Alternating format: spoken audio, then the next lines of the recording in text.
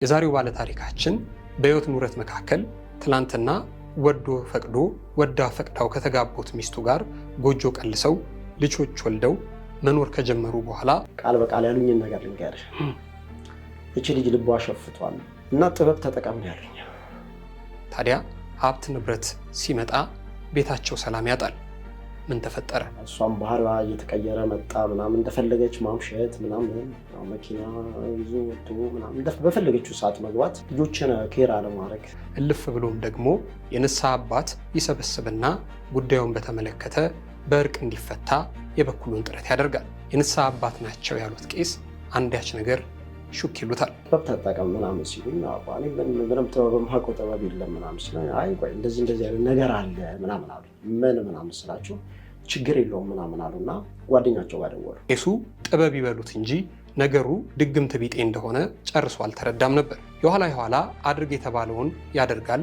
ቀለበት ይገዛል። ቀለበቱን ይወስዱና አንዳች ቦታ ወስደው ከርመው አምጥተው የሆነ ነገር ተቀባብቶ ይሰጠዋል። ቀለበቱን ካደረገ በኋላ ግን የማያውቀው ነገር ሲጠናወተው ይታወቀዋል። በዚህ ነገር ከሆነ ትዳር የሚመለሰው አይመለስ፣ በቃ በዚህ ነገር የሚመለስም ደግሞ ነገር ጥሩ አይደለም ብዬ በቃ ያን ነገር እርግፍ አድርጌ ተውኩት። ከዕለታት በአንዱ ቀን ስልኳ ላይ አንድ ቴክስት ያነባል። ስልኳ ላይ የኔ ምናምን ቴክስት ነው። መብቷ እንደሆነ ምናምን በቃ ምንም ማድረግ እንደምትችል ነው የምታስበው። ታዲያ በዚህ መካከል ሚስት ዛቻና ማስፈራሪያዋ ይቀጥላል። እንደውም አንተ የልጆች አባት ባትሆን ምናምን አስደፋ ነበር ምናምን ያለች። ዛቻና ማስፈራሪያ ደግሞ ልፍትልና ብር ከፍላ ድግምት አሰራች። ይህንን ግለሰብ ህይወቱን እንዲያጣ ድግምት የሰሩትንም ሰው ሳይቀሩ አግኝተናቸው ምስክርነት ሰጥተዋል። የሆነ ነገር እንደሆነ ነው የምፈልገው በህይወቱ በቃ እንዲኖር ማየት አልፈልግም ምክንያት እግዚአብሔር በሚያውቀው ማለት ነው። ግለሰቧ አሁንም ከባሏ ውጪ ለሌሎች 11 ሰዎች አሰርታለች ሲሉ ነግረውናል። ከሱ ጋር ወደ 12 11 አካባቢ ሰው። ይህንን ፕሮግራም በተለያዩ ክፍሎች ወደ እናንተ ይዘንላችሁ እንቀርባለን። እየተከታተላችሁ ሀሳብ አስተያየቶቻችሁን እንድትሰጡን ወደድን።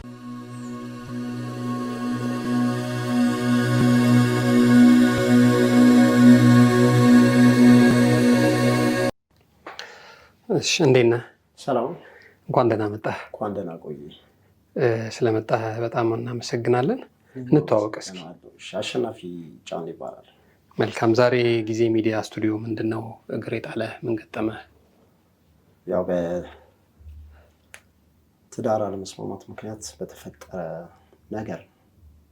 ምንድነው? እስቲ ከስር ከመሰረቱ ከተውቃችሁ እንጀምር። የምንተዋወቀው ዛሬ 17 ዓመት አካባቢ ተማሪ እያለች ምናምን። ከባለቤት ጋር የት ነበር የተማራችሁት? እሷ ወደ ኮልፌ አካባቢ ነው የምትማሪው። ቤተል ነው የተዋወቅነው። ቤተል? እሷ ኮልፌ ስራ ነበረ፣ የግል ስራ ማለት ነው። እሺ። እና እዛ ነው የምንተዋወቀው። ጓደኛሞች ነበርን ተማሪ እያለች። ያ ጓደኝነት ነው ወደ ትዳር አድጎ ያው ዛሬ እዚህ ደረጃ ላይ የደረስ ነው። እና በመሀል በጣም ብዙ ነገሮች ስለተፈጠሩ እሱን ነገር ለማውራት ነው። ምንድን ነው ብዙ ነገር? አለመስማማት ነው? መነፋፈቅ ነው? መለያየት ነው? እንግዲህ በትዳር ዓለም ውስጥ ሰው በጣም ብዙ ነገር ይገጥመዋል እና አንድም ጉዳዩን ሌላ ሰው ደግሞ እንዲማርበት፣ ሁለትም ከጉዳዩ ጋር ተያይዞ ደግሞ መንግስትም ይሁን ህዝብም ይሁን የህግ አካላትም ደግሞ ማወቅ የሚገባቸውም ጉዳይ ካለ እስኪ በዝርዝር እንጫወተው። ይታወቃል። በነገራችን ላይ በተወሰነ መንገድ አሁን ዛሬ የምናገረው ትንሽ የተለየ ነገር ስለሆነ ነው። ይሄ ነገር የሆነው 2 ዓመት በፊት ነው። ምናልባት ከዛሬ ነገሮች ይስተካከላሉ ምናምን ብዬ ጠብቅ ነበረ። በሽምግልናም ላይ ነበረ እና ከትዳር በፊት ምን ያህል ጊዜ በፍቅር ቆያችሁ? ከትዳር በፊት 5 ዓመት አካባቢ። 5 ዓመት? ከ5 ዓመትም በላይ ይሆናል። እንግዲህ ለመተዋወቅ በቂ ጊዜ ነበር እሱ። ዋው! ምንም በቃ የመጀመሪያ ጓደኛዬ ነች። ለእሷም እንደዛው። አንተም ነው የመጀመሪያው ነህ። ከዛ ትዳር ያዛችሁ? ትዳር ያዘን። ስንት ዓመት ቆያችሁ በትዳር? በትዳር 10 ዓመት። 10 ዓመት? አሁን እስከተጣላንበት ጊዜ ማለት ነው። እስከተጣላችሁበት ከስንት ዓመታት በኋላ ነው አለመስማማት የመጣው ትዳር ውስጥ? አለመስማማቱ አሁን ከመጣላታችን ከ3 ዓመት በፊት በጣም ብዙ አንዳንድ ነገሮች አይባት ነበረ። ያው እሷም ስራ ጀመረች ተምራ ምናምን ስራ ጀመራ ግን አሁን ከ3 ከ4 ዓመት በኋላ በጣም ብዙ የባህሪ ለውጥ አይባት ነበረ። ከዛ በፊት እንደዚህ አይነት ባህሪ ስላልነበራት እኔም ብዙ ትኩረት አልሰጠሁትም ነበረ። ግን በቃ አንዳንዴ ይፈጠራል ምናምን ብዬ የማልፋቸው ነገሮች ነበሩና እነዛ የማልፋቸው ነገሮች ናቸው አሁን ዛሬ ዋጋ የሚያስከፍሉኝ። እስኪ ምንድን ነበር የምታይባት? እንግዲህ በትዳር መካከል አብራችሁ እያላችሁ ከሆነ በወቅቱ ሊቀረፍ የሚችል ጉዳይ አይደለም ወይ የነበረው? ምንድን ነበር ስታይባት የነበረው? ለመምከር ለማስመከር አልተሞከርም? ሞክሬያለሁ። በጣም ብዙ ሰው የንስሐ አባታችንም ጨምሮ ምናልባት ስለሳቸው በደንብ አወራለሁ። እንደውም ሰው እንዲማርም ነው ከዚህ በኋላ ሰው ትዳሩ እንዲያድን። አሁን እንደዚህ አይነት ሰዎች በጣም ብዙ ትዳሮችን እያፈረሱ ነው ብዬም ስለማምን ነው ስለ ንስሐ አባቴ በጣም ስለ ንስሐ አባታችን ብዙ ነገር አለው። ያው መረጃም አለ። እሺ እንደውም አንደኛው ምክንያት እሳቸው ናቸው ብዬ ነው የማስበው። የምርህን ነው? የእሷም እንዳለው ነው ለትዳሩ መፍረስ በትክክል። እሺ ብዙ ነገር አድርጓል። ያደርጉትን ነገር እነግርሃለሁ። እሺ ያው የጸቡን መንስኤ ልንገርህና እሷም ባህሪዋ እየተቀየረ መጣ ምናምን እንደፈለገች ማምሸት ምናምን ያው መኪና ይዞ ወጥቶ ምናምን በፈለገችው ሰዓት መግባት ልጆችን ኬር አለማድረግ ምናምን እና እኔ የምናገር ነበረ በዛ ምክንያት እና የሆነ ጊዜ ያው ስልኳ ላይ ባገኘሁት ነገር ነው የተጣላ ነው። ስልኳ ላይ የኔ ምናምን የሚል ቴክስት ነው እና ምንም እንደው ማስተባበያ ከመስጠት እሷ እንደውም መብቷ እንደሆነ ምናምን በቃ እኔን ምንም ማድረግ እንደምትችል ነው የምታስበው። ምንም ነገር ማድረግ እንደምትችል ነው የምታስበው። እኔ አላቅም ብቻ በዚህ ልክ ለምን እንደምትሆን ብዙ ነገር መጠቀም ትፈልጋለች። ብቻ በደንብ ግልጽ እንድናደርገው እንግዲህ ትዳር ይዛችሁ ስንት ልጆች አሏችሁ? 3 ልጆች አሉ። 3 ልጆች አሏችሁ። 3 ልጆች ከወለዳችሁ በኋላ ነው እየወጣች የምታመሸው? አንተ ቤት እያለህ? አዎ በቃ እኔ እንደውም አንዳንዴ ቀድሚያት ምናምን እገባለሁ። እኔ የግል ስራ ነው የምሰራው። ብረት ቤት አለኝ ምናምን በቃ አሁን ከ3 ከ4 ዓመት በፊት በቃ በጣም ብዙ ነገሮች በአንዴ ነው የተቀየሩት። ግን ከዛ በፊት ግን አንዳንድ ነገሮች ነበሩ። በቃ የሆነ ምልክቶች ነበሩ። ለምሳሌ የባህሪ ለውጥ ማታየውን ነገር ምናምን በፊት የሌለባት ነገር ለምሳሌ ቅድም እንደነገርኩህ ማምሸት ምናምን ራሷ እንደፈለገች መወሰን እኔን አለማማከር ያው እኔም ስለማምናት ስለነበረ ብዙ ትኩረትም አላደርግም ነበረ። እሺ እና በቃ እንደዛ አይነት ነገሮች ነበሩ። መጨረሻ ላይ ያገኘኸው ቴክስት የኔ የሚለው ሌላ ሰው የላከላት ወንድ ነው? ሌላ ሰው የላከላት። ምንድን ነው የተሰጠህ ምክንያት ለሱ? ምንም በቃ ያለችኝ ቃል በቃል እኔ እንደውም አንተ የልጆች አባት ባትሆን ምናምን አስደፋ ነበር ምናምን ያለችኝ። እና የምረን ነው በእውነት እኔ ምንም አሁን የምነግርህ ነገር ላይ ምንም እንደዚህ እንትን ብዬ ምናልባት እንደው ካረገችው ነገር ማልናገረው ነገር ሊኖር ይችላል እንጂ በጣም ብዙ ነገሮች አልፌያለሁ።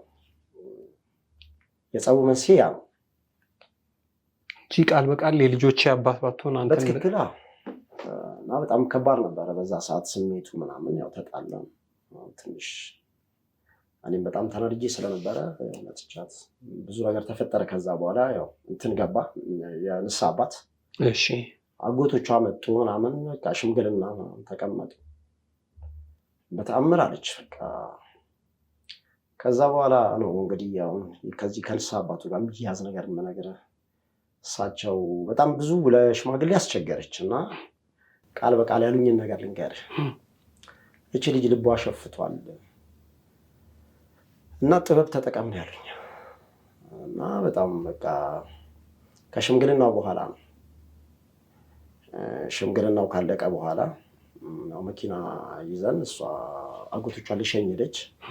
እኛ ደግሞ ጋርመንት አካባቢ ወረድን ከእሳቸው ጋር ማለት ነው። ክረምት ወቅት ነበረ እና ጥበብ ተጠቀም ምናምን ሲሉኝ እኔ ምንም ጥበብ የማውቀው ጥበብ የለም ምናምን ሲሉኝ አይ ቆይ እንደዚህ አይነት ነገር አለ ምናምን አሉኝ። ምን ምናምን ስላቸው ችግር የለውም ምናምን አሉና ጓደኛቸው ጋር ደወሉ። ከዛ በኋላ መጡ ጓደኛቸውን። የጓደኛቸውን ስም ባልጠቅስ ደስ ይለኛል። አሁን ሰውም እንዲጠነቀቅ ነው። አንዳንዴ ሁሉም ንስሐ አባት ቤተክርስቲያን ሊሆን ይችላል እና ቢታወቁ ሰዎች እንደ ቢጠነቀቋቸው እኔ ላይ ምንም ቢፈጥሩትም ነገር አለ ብዬ ስለማላስብ እውነትም ስለሆነ የምናገረው አሁን ያለ ጥፋታቸው እንትን እየኮነንኳቸውም አይደለም። ስልኬ ላይ አሳያለሁ፣ ደውዬላቸው ሪከርድ አድርጌ ምናምን የእሳቸው አለ በትክክል። እሺ ጠሩ ጓደኛቸውን። ከዛ በኋላ አወሩኝ እኛ ጓደኛቸው ምናምን።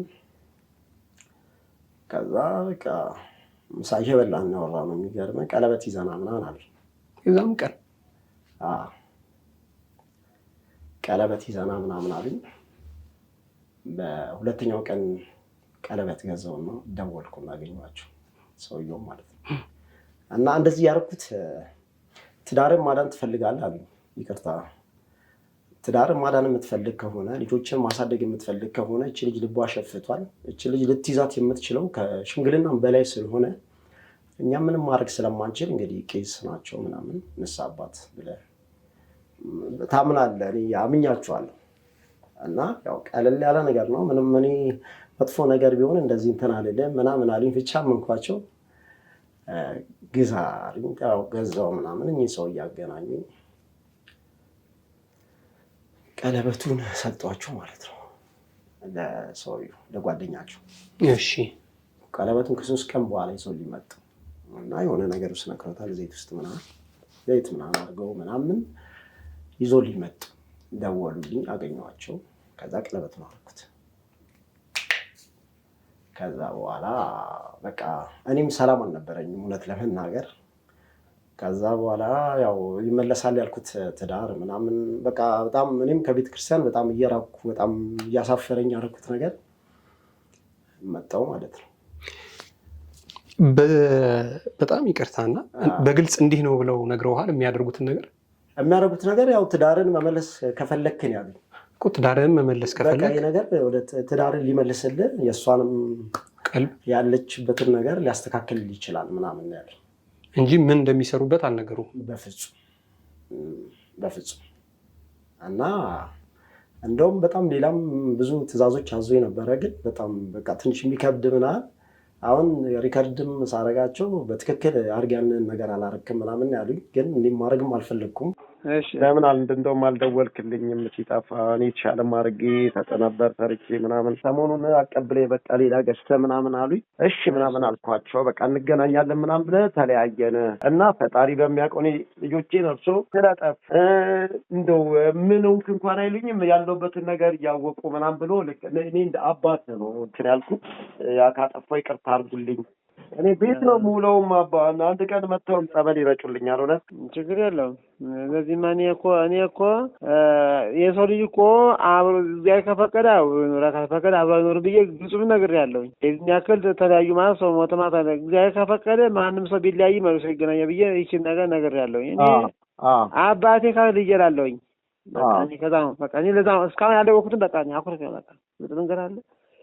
ይቅርታ አስኮረፍኩት አባ ይቅርታ። በጣም እንገናኛለን። ደውሎታል ሰሞኑን። እሺ አባቴ እሺ። እና ያለውን ነገር ልንገርህ እና እሳቸው ይህን ነገር ካደረጉ በኋላ እኔ ከቤት ወጥቼ ነበረ። ውጣ እሳቸው ናቸው የሚያዙኝ። ውጣ ያሉኛል፣ ወጣለሁ። የሚገርም ስደውላቸው 9 ሰዓትም ሌሊት ይመጣሉ። 7 ሰዓትም 8 ሰዓት በደወለችላቸው ሰዓት ጸብ እንዲፈጠር አድርጋ ብቻ የሆነ ነገር ትናገራለች። ምንም አላርጋትም፣ ነክቻትም አላውቅም። የመጀመሪያ ቀን ያን ነገር ስትናገረኝ ነው በቃ እንትን ያልኳትና የሆነ ጭቅጭቅ ካለ ያው እሷ ያን ነገር ትፈልጓለች መሰለኝ። እኔም እንድወጣ ምናምን ትጠራችኋለች። በቃ ከዛ ይመጣሉ ምናምን ውጣ ነው በቃ። ልክ ሲመጡ አንድም ጓደኛ አለኝ ከእሳቸው ጋር ነው የሚመጡት። መውጣት ነው በቃ። ከዛ በኋላ ወጥቼ በጣም ብዙ ነገር ደርሶብኛል። ከዛም በኋላ የሚገርም ስለዛ ቀለበት የነገራት እሷ የምትሄድበት ቦታ አለ። ምሮ ይባለው መርጌታ ምናምን ያው ስማቸውን መርጌታ ይሉትና የሚሰሩት ግን ነገር ሌላ ነገር ጥንቁልና በለው። ጥንቁልና ግን የሚገርም አሁን ይሄ ሰው ወደ እኔ በጣም ብዙ ነገር ነግሮኛል። በጣም ብዙ ነገር አውርተናል። እሱ የባህል መድኃኒት ምናምን ነበር የሚሰራው። እንደውም አሁን እንደዚህ መጥፎ ቃላት ማልጠቀመው በጣም አሪፍም ሰው ስለሆነ ነው። እሷ አርግ ያለችውን ነገር ስላላደረገ ማለት ነው። ሌላ ትዕዛዝ ነበረው? ሌላ ትዕዛዝ ነበረው። በቃ እኔ እንድሞት ነበረ የፈለገችው። የምርህ ነው? ያሰራችሁም እንደዛ ነው። እና ልንገርህ፣ ቀለበቱን ካረኩ በኋላ አንድ ጓደኛዬን ልካ አሸናፊ ቀለበት አድርጓል፣ ያንን ቀለበት አውጥተህ ይዘህልኝ ና ምናምን አለችው። በጣም ጓደኛዬ ነው። ከዛ በኋላ መጣ። እንደዚህ ቁጭ ብለን አንድ ሁለት እያልን ከጣቴ ላይ ቀለበቱን ወሰደው ማለት ነው። ግን ብሎ እስቲ ሊያው ብሎ ነው ወይስ ሊያው ምናምን ብሎ ማለት ነው። ከዛ እዚህ ጋር እዚህኛው ጣቴ ዝም ብዬ እንትን ቀለበት አድርጌ ነበር። ከዛ በኋላ ሚስጥር ኪስ ውስጥ ከተተው። ከዛ ተነስቶ ምናምን ሊሄድ ሲል እኔ ረስቼው ነበር እንደው። ከዛ ሊሄድ ሲል ምናምን ሌላ ቀን እንደዛ በፍጥነት ምናምን ለመሄድ ምናምን እንትን ብሎ ያቀመረ አብረን ነው በቃ ወደ ቤትም ስንሄድና ሊሄድ ሲል ተቀበልኩት። አምጠው እንጂ ምናምን ነገር አልኩት። ከዛ በኋላ ተቀበልኩትና አደረግኩት። ምንም አልመጣልኝም እውነት ለመናገር። ወይ ቀለበቱን ወዶት ምናምን ነበር የመሰለኝ። ለካ ቀለበት እንዳደረኩ የነገራት የምትሄድበት ቦታ ነው። አሁን እንደዚህ መሪጌታ ጋር ምናምን እንደዚህ የሚሰሩ ሰዎች ጋር ማለት ነው። ቀለበት አድርጓል ምናምን ብሏት ነው የእውነት እንደዛ ነግሯት ማለት ነው። እና እሱ የኔ ጓደኛ ብለ ለሌሎች ጓደኞቼ እንደዚህ ምናምን አሸናፊ እንደዚህ አድርጎ እሷ ላይ ምናምን ብሎ ተናገረ ማለት ነው። እኔ ይሄ ጓደኛዬ የሚገርምህ ምንድን ነው እሺ እንደዚህ እኮ አለችኝ ምንድን ነው ቀለበት ቢለኝ የእውነት ነግረው ነበረ። በቃ ሙሉ ነገሩን ነግረው ነበረ። ግን መጀመሪያ እንዴት ነገረች እንዴት አወቀች ምናምን ብዬ ነግረው ነበረ።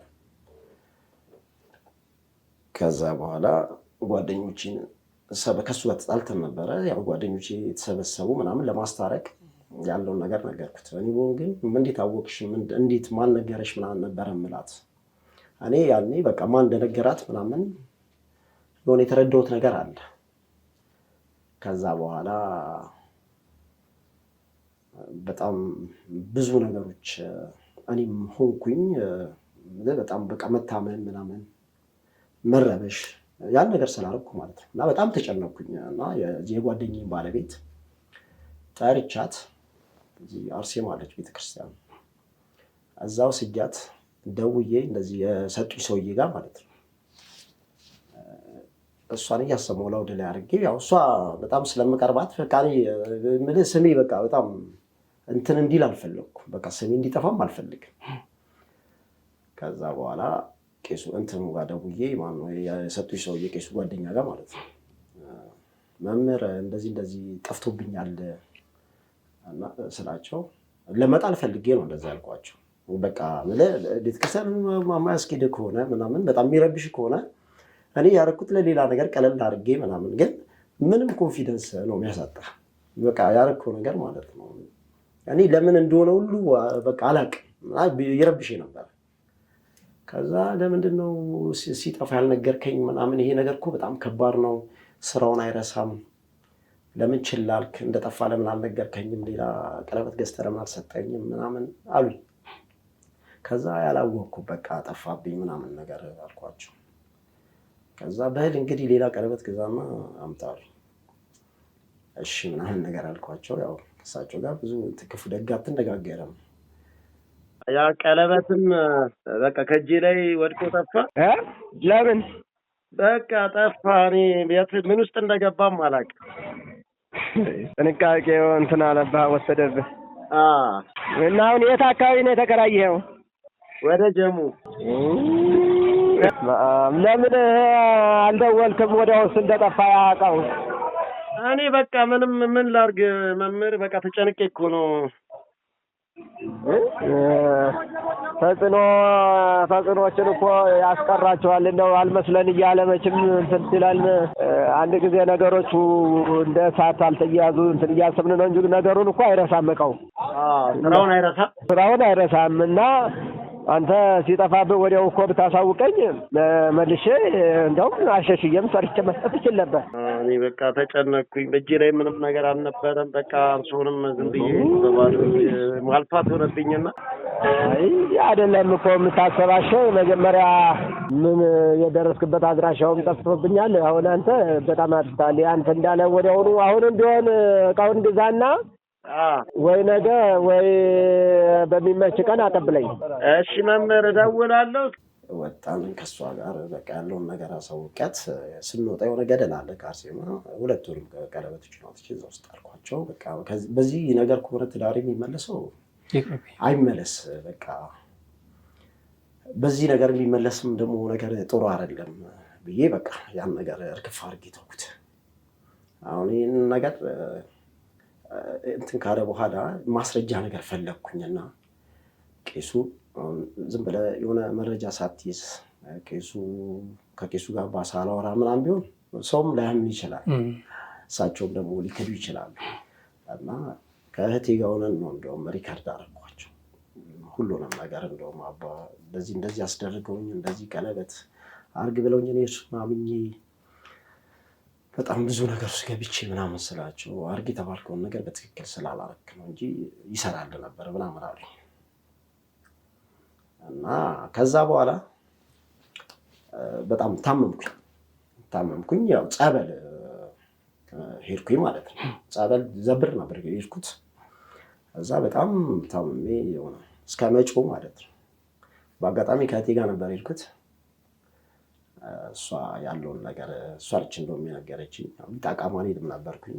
በአጋጣሚ ሰሞኑን ወረቀት ከዛ ይዘን መጥተናል። ግን ይዛ ነበርኩኝ እና አንዳንድ ነገሮች ስለነበሩባት እሷ ማለት ነው ስትነግረኝ እህቴ የምታውቀው ነገር ስለነበረ ቀጥታ ወደ ሰውየው ጋር ነው የደወለችው።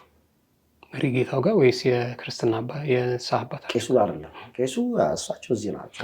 እዛ ያለው እሱን እሷ ብትነግርህ ደስ ይለኛል። እሷ በደንብ የምታውቀው ነገር ስላለ እሷም አሁን ያገናኛቸዋል ብለህ ባለቤቴንና በፊት ባለቤቴንና እህቴን ያገናኛቸው የሚያውቁት ነገር አለ። ይህን ነገር እህቴ በደንብ ብታስረዳ ደስ ይለኛል።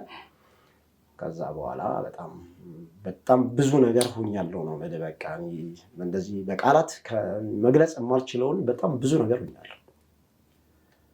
ከዛ በኋላ ልጆቼ ማለይም ነበር ረጅም ጊዜ ጸበል ነበርኩኝ። ከጸበል ስመለስ በሽምግልና ላይ እያለ ነው ጸበል ሄድኩት። ከዛ ከጸበል ሆኜ ሽማግሌዎቹ ጋር ደውላለሁ ምናምን። ቄስ አልቀረኝም፣ ፓስተር አልቀረኝም። አጋጣሚ ያጎቴ ልጅ ፓስተር ነው።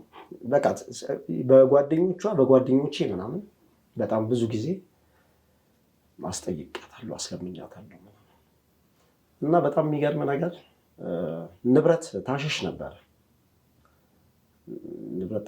የምልህ። አሁን እዚህ መሬት አስተዳደር ነው የምትሰራው እና ጸረ ሙስና በመስሪያ ቤት በኩል ንብረት እንትን እየተባለ ስለሆነ በሁለታችንም ስም ንብረት መኖር የለበትም ምናምን አለች። ከዛ በቃ እሺ አንቺ ደስ እንዳለሽ በማን ይሁን ምናምን ሁሉ አልላት፣ አንቺ ደስ እንዳለሽ አርጊ ነበር የምላት። የሚገርም ከዛ በፊት ከዚህ አሁን ከእሷ እህቴ ትነግራለች ካልኩ ሰውዬ ጋር የምታመጣቸው ነገሮች አሉ የታጠብኩባቸው። እኔ ገዳም እንደምትሄድ ነው የማውቀው። ገዳም ደርሼ የመጣው ምናምን ስትለኝ በቃ ይህን በዚህ ታጠብ ስትለኝ በዛ ነገር እታጠባለሁ እና ሁሉንም ነገር ግን እሷ እንድታደርግ ነው የማደርገው።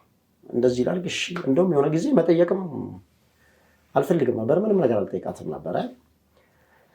የሆነ ጊዜ ግን የሚገርምህ ቤቴ ውስጥ ቀለበት አግኝቼ ነበረ። አሁን ጸበል ምናምን ከመሄዴ በፊት ቀለበት አሁን ያገናኛችኋል የምልህ ከእህቴ ጋርም እሱ ነው እና ቀለበት ነበረ። የሆነች ሎከር አለች ጌጣጌጥ የምናስቀምጥባት። ከዛ የሆነ ቀለበት በውስጥ በኩል የተጻፈበት ቀለበት። ከዛ ሀዋ ነው ብላት፣ ሀዋ ቀለበት ምንድን ነው ምናምን ስላት የእህት ነው ምናምን አለች። ለምን የእህቴ ማለት ነው? አይ እህት እንድትወልድ ምናምን አሰርታ በአጋጣሚ እህቴ ልጅ አልወለደችም ነው በዛን የመጣችብኝ። የሚገርም እንግዲህ ባለቤቴ የእህቴን ሚስጥር ካሸፈነች ምናምን ብዬ በቃ ከዛ በኋላ ውርችባት አለቅ አሁን ይሄ ጸቡ ሲመጣ ምናምን በጣም ከባድ ነገር ላይ ስንሆን ያኔ ገና ወደ ጸበልም አልሄድኩም ነበረ። በቃ በጣም ውጪ ነበረ። ከዛሬ ነገር ነገሮች ይስተካከላሉ ምናምን ቀለበቱን ያን አድርጌ ነበር ሳልጥለው ነው ማለት። እህቴ ጋር ደወልኩላት። በቃ የመጨረሻው ሰዓት ላይ ስንደርስ መጣላታችን እርግጥ ሲሆን ምናምን ከቤት ወጥቼ እህቴ ጋር ደወልኩላት። ውብሊ እንዳትዋሺኝ እኛ ቤት ቀለበት አለሽ እንዴ? እንግዲህ ከ2 ዓመት በላይ ቁጭ ያለ ቀለበት 3 ዓመት ምናምን ነው። ቀለበት አለሽ እንዳትዋሺኝ ምናምን አንድ እህቴ ልጅ በህይወት የለችም እና በእሷ ምላ ነገረች።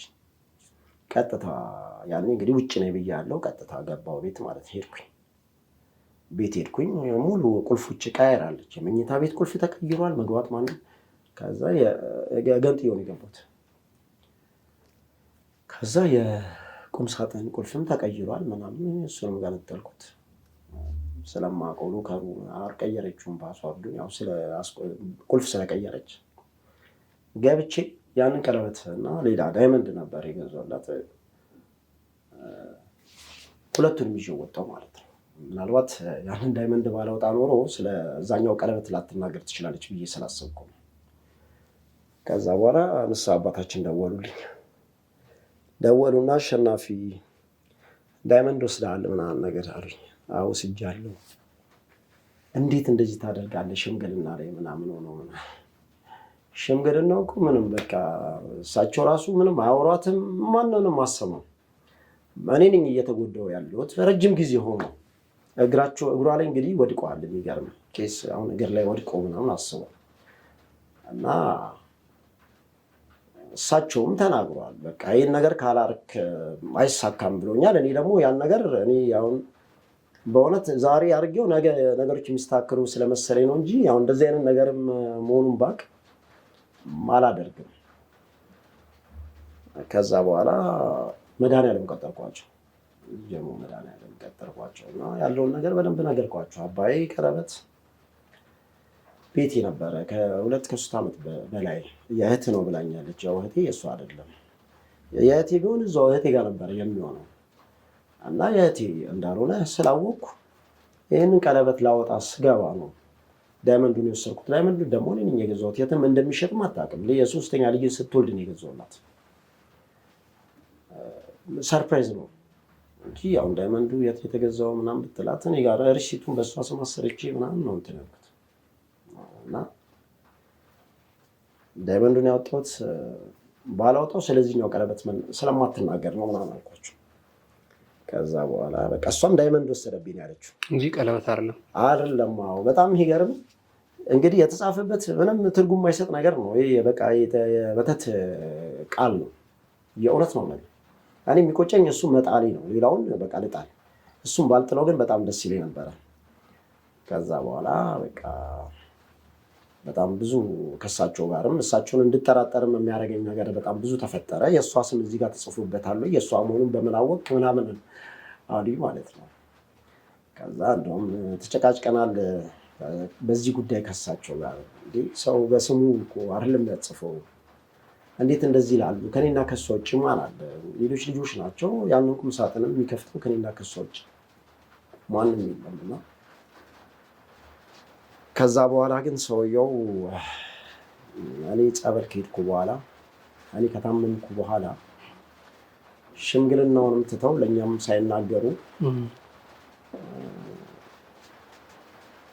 ከእሷ ጋር ይገናኙ ነበር ስለ እኔ እንደዚህ እኔ ታመሜ በተለይ ጸበል ላይ ሆኜ አንድ በትዳር ላይ ትዳር ቅድም ያልነው የሆነ ጓደኛ ይዛ ነበረ። ሳንፋታ ገና እኔ እኮ ሽምግልና ነው የምጠብቀው። ሽምግልና ላይ ያላችሁ? አዎ በቃ ሽምግልና ላይ ያለን በጣም ታመምኩ።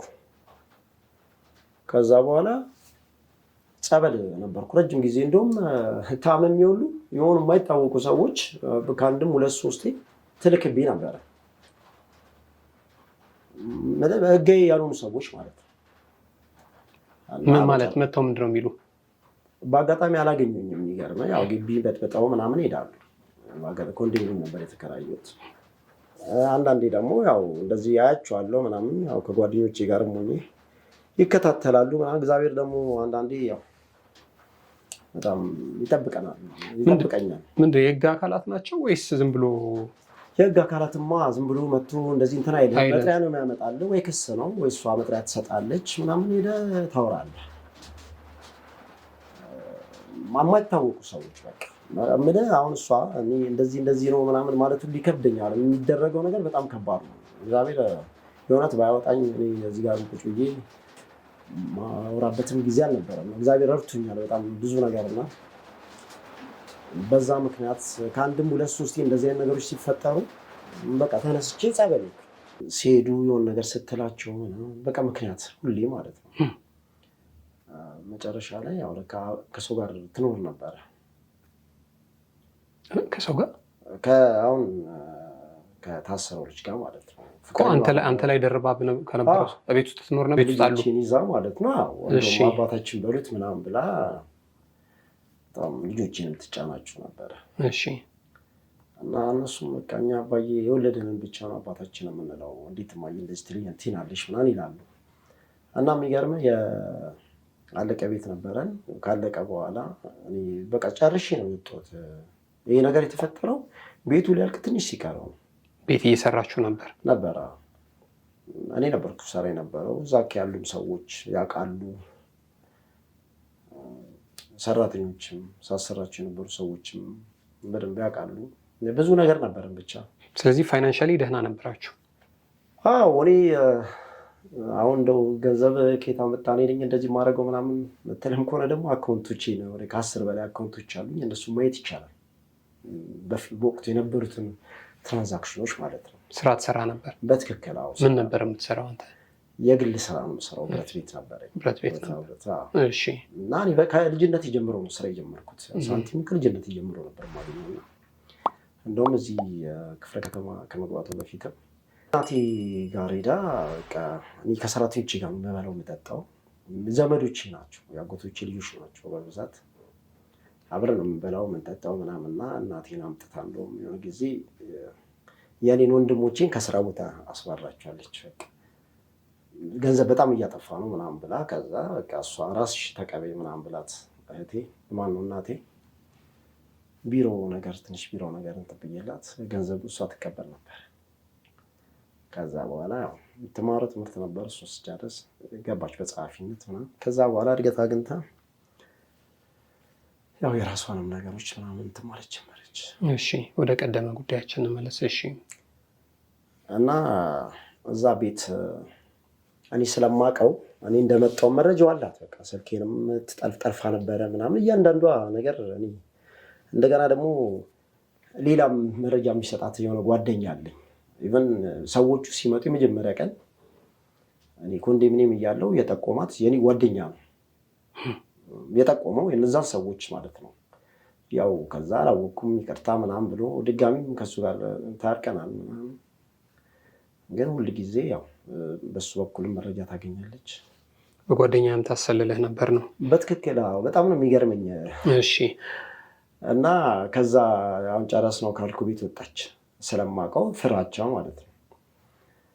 ወደ እንትን ገባች። ምንድነው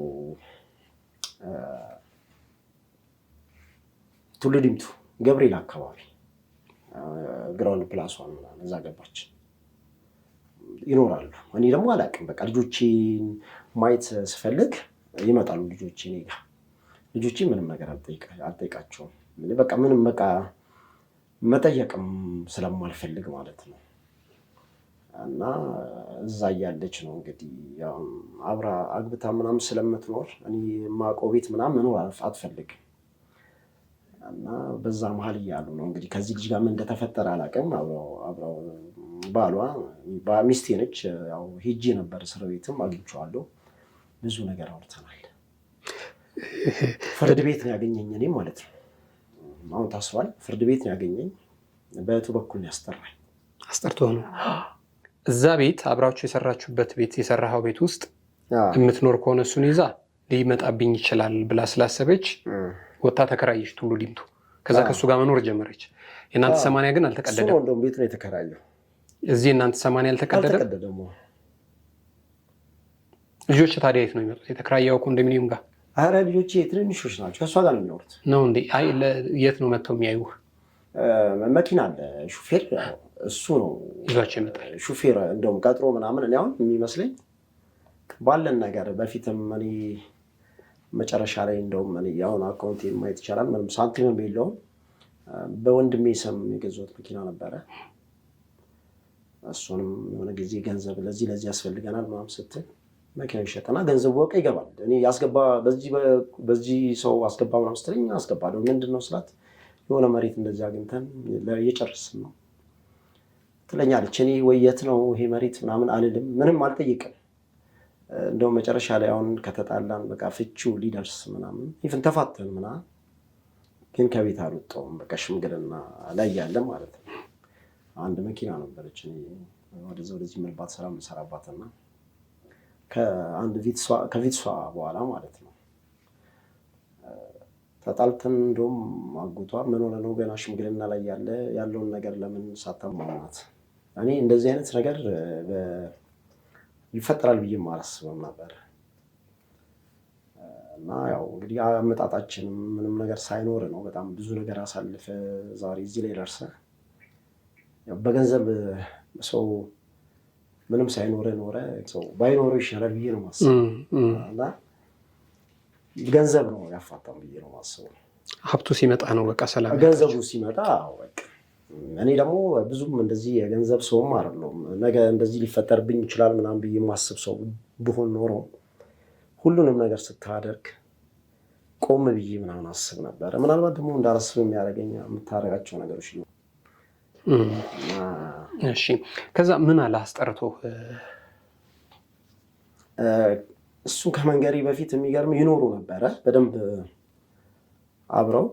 ከዛ በኋላ ነው የማውቀው ይሄን ሁሉ ነገር አላውቅም። እንደዚህ ታደርጋለች ብዬ በተአምር አስቤም አላውቅም። የእውነት ነው ማለት እኔ በጣም ነበር ማምናት። እኔ አሁን ነው ከወጣሁ በኋላ እንደውም ከቤት በጣም በቃ እገረማለሁ። በጣም ብዙ ነገሮችን ወደኋላ ማሰብ ጀመርኩና ግን እንድጠራጠር ምናምን ብዙ ነገር እንዳስብ የሚያደርጉ ነገሮች ነበሩ።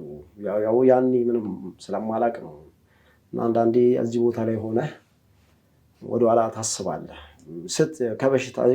ስትድንም ከበሽታውም ካለብን ነገር ነፃ ስትሆን ግን በጣም ብዙ ነገሮች ማስተዋል የነበረብኝ ግን ሳላስተውል ያለፍኳቸው ነገሮች ነበሩ። በጣም ትልቅ ዋጋ ያስከፈሉኝ እና ይኖሩ ነበረ። ማንም አያውቅም፣ ለማንም አታሳውቅም። አንድ ያጎቷ ልጅ አለች፣ ከእሷ ጋር ነው በቃ ሁሉንም ነገር እንትን የምትለው። የሚገርም የዚህ ልጅ እኔ ቪዲዮ ላሳይ ይችላለሁ። ጓደኛዋ ነው፣ ፍቅረኛዋ ነው። የሆነ ቤት አዘግታ ምን ልደቱን ስታከብርለት ሲሳሳሙ ምናምን ማለት ነው። አሁን ነው ነገሮችን እንትን እያልኩ ያለሁት። ሁለተኛ ነገር ደግሞ ቅድም ካልኩ ትሄዳለች ኮምቦልቻ ድረስ ሄዳ ነው መድኃኒት የምታመጣው። የእውነት ነው መድኃኒት ከዛ ከአክስቷ ከአጎቷ ልጅ ጋር ነው የምታመጣው መድኃኒት ራሱ ማለት ነው። ለእኔ እንትን የምለው መድኃኒት ምን በምንድን ነው የሚሰጠህ? ምንድን ነው ነገሩ? በምግብ ምናምን የሰጠችኝ በደንብ ስለጠየቅ ነው እሷ ትነግራለች ሁሉንም ነገር። እኔ በእውነት ነው የምልህ እዛ ጋር ያለውን ነገር እንደውም ሰውየው ጋር ተደውሎ ሁሉም ነገር ቢወጣ ደስ ይለኛል። ህዝቡን ቢያውቀው፣ ህዝቡን ቢማርበት። አሁን ስለ ቄሱ እንደነገርኩ ማለት ነው ከእሱ ጋር የተጻጻፉት እንትን አለኝ ቴሌግራም ላይ የተጻጻፉት ማለት ነው። አዎ አሁን ሰውየው ይህን ሁሉ ነገር የሚነግረን እንደዚህ አይነት ነገር የሚሰራም ሰው አልነበረም። እውነት ለመናገር በጣም እንደው መልካም ሰው ነው። እሷ ዘመዱ ነው ምናምን ብላለች። ቢሆን ደስ ይለኝ ነበር። እንደው ለመሰለ የባህላዊ ሕክምና ነው የሚሰራው እና አሳምነው ነው እንደዚህ አድርጎኝ በጣም ብዙ ነገር ፎቶውን አሳይታ ማለት ነው የእሷን ፎቶ እንደዚህ ደብድቦኝ ሊገልኝ በቃ አረመኔ ነው እንደዚህ ነው ምናምን ብላ አሳምነው ብር ደግሞ ችግር የለውም በቃ የፈለግከውን እከፍላለሁ ምናምን ብላ 750 ሺህ ነው ለእኔ ከፈለችው እኔ እንዲገልላት ማለት ነው። የሆነ ነገር እንዲሆን ነው የምፈልገው በህይወቱ በቃ እንዲኖር ማየት አልፈልግም ያለች በጥቅሉ ማለት ነው። እሺ አልኳት። ያው በሰዓቱ ተመታም ስለነበረ እያለቀሰችም ስለነበር እያወራችኝ የነበረው እሺ ችግር የለውም ምናምን ያው ይሄን ያህል ብር ይጠይቃል ምናምን አልኳት። ወደ 700 ምናምን ሺህ ብር ነው የጠየኳት። ግን አሳምኗለች። ሰውየው ለመጀመሪያ ጊዜ ነው አንተ ላይ እንደዚህ ያደረኩት እኔ እንደዚህ አይነት ነገር የምሰራ ሰው አይደለሁም። ባህላዊ ሐኪም ነኝ ግን ሳላውቀው ቀርቼ አይደለም። ግን እንደዚህ አይነት ነገር መስራት እኔ በጾም አፌ ነው ማወራ እያለ ለእኔም ለእህቴም ብዙ ነገር ነግሮናል። ከዛ በኋላ ከእሷ ጋርም እግዚአብሔር መሀል ገብቶ ይመስለኛል ተጣሉ። ክደዋለች ገንዘብም በእኔ ብቻ አይደለም በነገራችን ላይ በጣም በብዙ ሰዎች ነው እንደዚህ የምታደርገው። እንግዲህ ያው ስለገባችበት ለሁሉም ነገር መፍትሄ ብላ የምታስበው ያንን ነው። ከሆነ ሰው ጋር የሆነ ቅሬታው ሲገባ በቃ ያ ነው መፍትሄው ከሁሉም ሰው ጋር ማለት በስራዋም በምኗም ማለት ነው። ከእሱ ጋር የተጻጻፉትም አለኝ እሱ ጋርም መደወል ይቻላል በደንብ እሷ እውነቱ እንዲታወቅም ስለምፈልግ የእውነት ነው ጊዜም ስለሰጠዋት ከ2 ዓመት በላይ እኔ መጀመሪያ ቀን ይህን ነገር ያወኩ ጊዜ ከእሱ ጋር ካወራው በኋላ ሁሉንም ነገር ከነገረኝ በኋላ እንዴት እንደተሰራብህ እንዴት እንደበላ እንደጠጣ ምናምን ነገር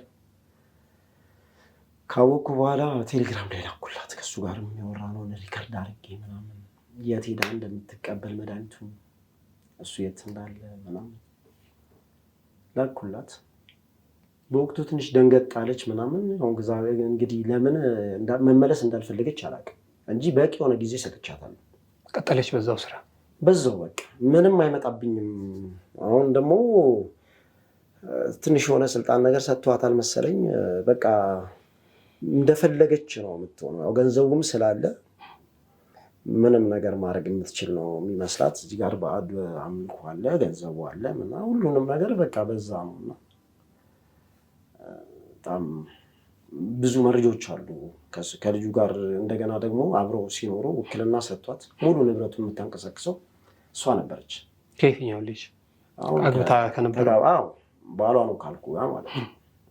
በአጋጣሚ ልጆቼ ተይዞ ነበረ እና አላውቀውም ስላለች ነው ይህን ነገር የምነግርህ። እኔ አላውቀውም በአጋጣሚ የሆነ መኪና አስመጪ ነው ምናምን ብሎ ነው የተዋወቅ ነው ምናምን በስራ ነው ምናምን ስላለች ነው።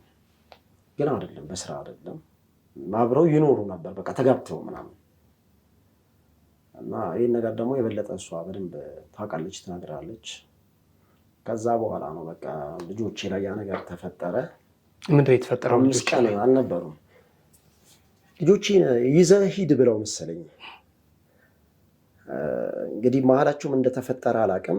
ባለቤቴ ከሶኛል የልጆች አባት ልጆቹን ይዘህ ሂድ ብለው መሰለኝ። ይሄ ነገር ለእኔ የምንቆቅልሽ ነው። እንዴት ላወራልህ እንደምችል አላውቅም እኮ። ምንድን ነው ልጆቹን ይዘህ ሂድ ብለው ከዛ ምን ሆነ? ጠፏለች? አብረው የመኖር እቅድ ነበራቸው። ደብረዘይት ይሁን ምናምን አዳማ ላይ ቤት ሰርተዋል። ማሱ አብረው እና የአጎቶቿ ልጆች ሁለቱም የሚኖሩት እሱ ጋር ነው። ዓርብ ሄዳሉ፣ ሰኞ ነው የሚመጡት።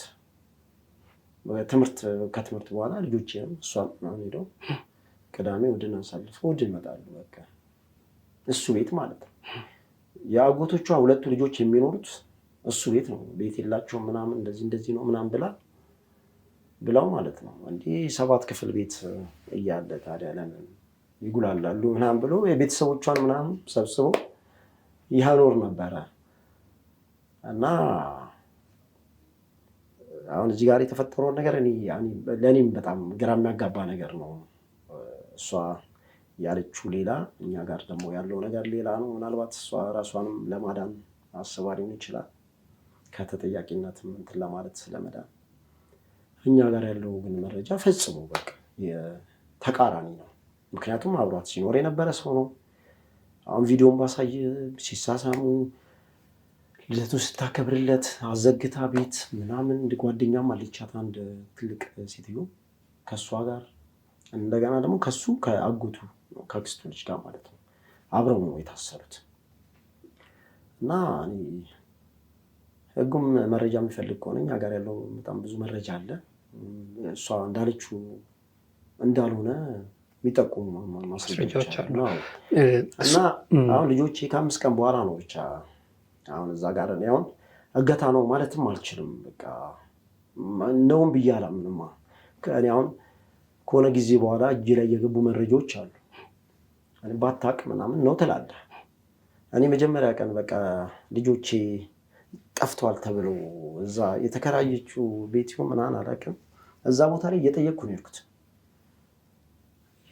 ሄድኩኝ በቃ እዛ ቦታ ላይ ሌላ ነገር ነበረ። በጣም ሰዎች እዛ ያሉ ሰዎች የልጆቹ አባት እንደሆነ የሚያውቁት እሱን ነው ምናምን፣ ባለትዳር ባልና ሚስት እንደሆኑ ነው የሚያውቁት ምናምን። የኔ አጎቴ ልጅ ነው እንደውም ባለቤቷ እኮ እሱ ነው ምናምን። እዛ ጋር በቃ ሌላ ነገር ተፈጠረ። በጣም ስለፈራች የዛ ያለ ፖሊስ ጣቢያ አዛዥ ጠራች ምናምን እና እኔን አስያዘች። ልጆቼ እንግዲህ ጠፍተው ማለት ነው፣ የት እንዳሉ እራሱ አላውቅም። በዚህ መሀል ሰራተኛ ሞታ ነበር እና አሟት ነበር። አሟት ሰራተኛ ሞታለች። ሰራተኛ ቤታችሁ ውስጥ ልጆቻችሁ የምታሳድገው? ልጆቻችን የምታሳድገው እኮ እዛ ከሰውየው ጋር እያለች የነበረች ሰራተኛ? እኔ እያለሁ የነበረች ሰራተኛ። አንተ እሷንም አንድ ላይ ይዛ ወደዛ ይዛ ትሄዳለች? አዎ በቃ ከዛ ተያዝኩኝ። አሁን ይሄ ነገር እኔ ህግ ያዘው ጉዳይ ነው። እኔ ግን ህጉ መረጃ የሚፈልግ ከሆነ እኛ እንሰጣለን። እኛም እየሄድንበት ያለ ነገር አለ። ፈጽሞ ተቃራኒው ነገር ነው ያለው። አብሯት ሲኖር የነበረ ቤተሰቦቿን ሲረዳ የነበረ ቤተሰቦቿን ሰብስባ እንደ ግብዣ ሁሉ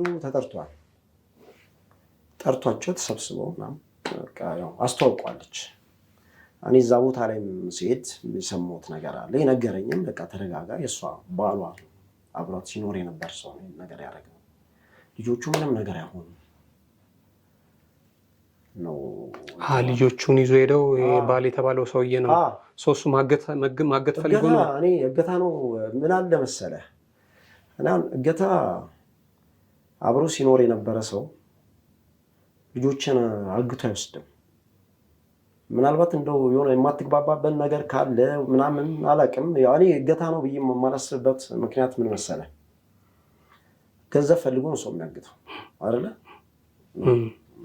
የሆነ ብር አምጣ ነው የሚለው። ልጆችን አግቱ የማያውቅህ አካል ነው የሚያግትብህ ምናምን፣ ወይ ደግሞ ቢያውቅ የማይግባባ ምናምን፣ ወይ ሀብታም ነው ብሎ የሚያስብ ብቻ እገታ እንደዛ ነው ይመስለኝ። ይሄ ሰው አብሯት ሲኖር የነበረ ሰው ነው። አብረው ቤት ሰርተው ለመኖር የሚያስቡ ሰዎች ናቸው። ምክንያቱም እኔ እንደምሞት እርግጠኛ ስለነበረች ነው። እኔ እንዴት እንዳልሞትኩኝ መድኃኒቱን ኢቨን እንዴት እንደቀየረ ምናምን እንደው ተደውሎ ሁሉንም ነገር ቢያወራ ደስ ይለኛል። እንጠይቀዋለን። እኔ ቃል በቃል ያለኝን ነገር ልንገርህ፣ አሁን ከተግባባን በኋላ ማለት ነው። እኔ ያለኝ በብር በጣም ብዙ ብር ስለከፈለችኝ ሰርቼ ነበር መድኃኒቱን አለኝ። አሳምናኛለች። እኔ ለመጀመሪያ ጊዜ ነው እንደዛ ያደረግኩት። አምኛት ሰርቻለሁ መድኃኒቱን አለኝ። መድኃኒቱን ሰርቶ እንደነገ ኮምቦልቻ ድረስ ሄዳ ነው የምታመጣው መድኃኒቱን ከዚች ካጎቷ ልጅ ጋር ማለት ነው። እና እንደ ነገ ልትወስድ ዛሬ ሌሊት ላይ አንድ ዘመዴ ከላሊበላ መጥቶ ቤቴ ነበር የሚያድረው ምናምን፣ ከእሱ ጋር እየተጫወትን አምሽተን ያው በቃ ተኛን ምናምን። ለሆነ ጉዳይ ነው ለስራ ላይ መጣው። እሱም ባሌ መድኃኒት ነው የሚሰራው አለኝ። እና ሌሊት ላይ ተኝቼ ወደ 10 ሰዓት ምናምን ይሆናል አለኝ። እሱ ቢነግርህ ደስ ይለኛል። ህልም አየሁ አለ። የእውነት ነው የምልህ ህልም አየሁ አለኝ። ከዛ ያየሁት ህልም አንድ ሰው መጥቶ አንተ የሰው ነፍስ የምታጥፈው ማንህ አለኝ ነው የሚለው። በእውነት ነው የምልህ። እና እኔ አንዳንዴ እንትን ነው ይመስለኝ በቃ ፈጣሪ እየጠበቀ። አዎ ምን ያህል በቃ እኔ ብዙ ነገር ሆኛለሁ፣ ብዙ ነገር ደርሶብኛል። አላውቅም፣ ምናልባት ከዚህ በኋላ እንግዲህ ህይወት ሊሰጠኝ ነው መሰለኝ፣ አላውቅም። ብቻ ከብዙ ነገር እግዚአብሔር አውጥቶኛል። እና እንግዲህ አስበው እንደዛ እግዚአብሔር ካልሆነ ከዚህ ነገር ማንም አያስወጣም። የሰራው መድኃኒት የሚገል መድኃኒት ነው። በቃ ያለኝ እንደዛ ነው። ከዛ በኋላ አልተኛውም ማለት ከዛ በኋላ ከ10 ሰዓት በኋላ አልተኛውም ማለት ነጋ። ዘመዴን ቁጭ ብለን ቡና እየጠጣ ኧረ ልጅ ግን እሷ እንደምትለው መጥፎ ሰው አይመስለኝም፣ በህልሜ እኮ እንደዚህ አየሁ ምናምን አለችው ማለት ነው አለው። ከምን ላድርግ ምናምን ሲለው ደስ እንዳላርግ ምናምን እያለው ደወለች አለ። ሊነሳ ነው ከዚህ ማለት ነው። እሱም ከኮምቦልቻ 2-3 ሰዓት መንገድ ነው የሚመጣው ማለት ነው። ከደሴ ትንሽ ወጣ ብሎ ነው እሱ ያለው። ከዛ በኋላ እሺ ምናምን ብሎ መድኃኒቱን ቀየረው። በቃ መድኃኒቱን ያደረገው ከቤት እንዲወጣ እና ንብረት እንዳልጠይቅ ነው ያደረገው። ያኔ ከቤት ስላልወጣው ያው በላው ምናምን የምታሰጠኝን ነገር አድርግ ነበር። በምግብ ነው እንዲሰጥ በምግብ በሚረገጥ ምናምን ያለኝ እና በጣም ብዙ ነገር ሆኗልና በነገራችን ላይ ይህም ሰው እንደዛ ይመስለኛል። የኔ ዕጣ የደረሰበት ነው ይመስለኝ። አሁን ይሄ ሁለተኛው ባል ከዛ አስጠርቶ ምን አለ? እዛ አስጠርቶ ምን አለ መሰለህ? አንተ በህይወት እንዳለህ አላውቅም አለኝ። እሷ በእርግጠኝነት በቃ አምናው በዛ ጋር ተማምና ነበር። እኔ ወይ የሆነ መኪና ውስጥ ገብቼ እሞታለሁ ወይ የሆነ ነገር እንደምሆን በቃ 100% እርግጠኛ ነበረች። በቃ የከፈለችውን ብር ስለምታውቅ እሱም ችግር የለም ስላላት በቃ 100% እርግጠኛ ነች። ገብቷል። ስለኔ ምንም መናገር አልፈለገችም። ያው እኔ አንተ በህይወት እንዳለ አላውቅም አለኝ እና ልጆቹ ቅዳሜና እሑድ ሲሄዱ አያታቸው ጋር ነው የሚሄደው ምናምን ትለዋለች። አያታቸው ጋር ነው የሚሄደው እና አያታቸውን ለምን እኔ አልረዳውም ለምን አታስተዋውቂኝ ምናምን ሲላት አያታቸው በጣም ብዙ ብር አለው ምናምን ብር አይፈልግም ምናምን ትለዋለች። እና ግን ምናልባት እንደው ለማስተላለፍ ምናምን እንደው ካልከበደ ልጅቷ በጣም ብዙ ነው። ኢቨን ብሄር ውስጥ ገብታለች። ስለ እውነት ነው የምልህ፣ ስለ እውነት ነው የምልህ ውስጥ ገብታለች። ኢቨን ብሄር ውስጥ ሁሉ ገብታለች። እኔ አሁን የብሄር ጉዳይ አድርገዋለች። የብሄር ጉዳይ አድርገዋለች። የሆነ ነገር ስትባል እኔ የሆነ መረጃ ምናምን ይዤ እንደዚህ ስትላት ፋኖ ነው ሁሉ ትላለች። ክርስቶስን ነው ፋኖ ነው ምናምን ካለችበት ፖዚሽን አንጻር ምናምን እንደዛ ነው የምትለኝ። እና በጣም ብቻ ብዙ ነገሮች አሉ። ብዙ ነገር ነገረኝ። እሱም እኔ በህይወት እንዳለው እንደማያውቅ ሞቷል ብለው ነው። አዎ በቃ አባታቸው ሞቷል። የለም ብቻ እንደው ባይሞትም የሆነ እንደዚህ እዚህ ሀገር ውስጥ እንደሌለው ምናምን ወይ ሞቷል ምናምን በቃ የለም ነው የምትለው። እና በእርግጥ እውነቷን ነው። አልነበርኩም፣ እኔም ከራሴ ጋርም አልነበርኩም በእውነት። አሁን እሱ በልጆቹ ጉዳይ ነው የታሰረው። በልጆቹ ጉዳይ ተፈርዶበት ፍርደኛ ነው። ገና ነው። እኔም የተረዳሁት በትክክል የሚያወራሁት ልጁ ሲያወራኝ እንዲህ ቀና ብሎ እንኳን እያየ አወራኝ። የእውነት በአጋጣሚ ከእህቴ ጋር ነው። እኔ ቀና ብላ አዋራኝ።